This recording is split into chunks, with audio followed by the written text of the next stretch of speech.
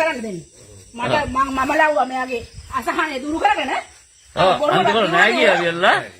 අර වීඩියෝ එක. බොරුවට දිනුනා නෑ කියලා නේද? නාවන්න මෙයා කරන්නේ. නාවන්න. නාවනෝ ළමිස්සෙක් ගෙඩියට හොඳ.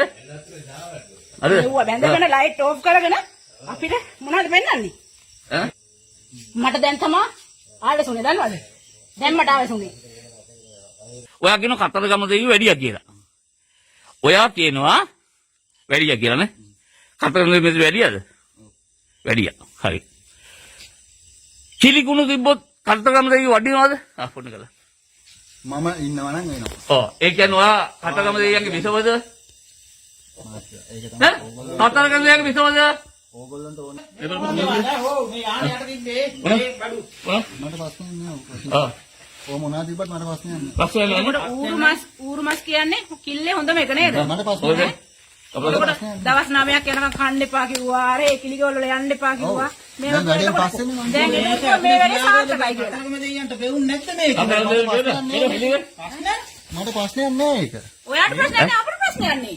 මේ වික්‍රමාදිත්‍ය මහත්තයා පූජාව කරනකොට වේවැලෙන් ගහ ගන්නවා.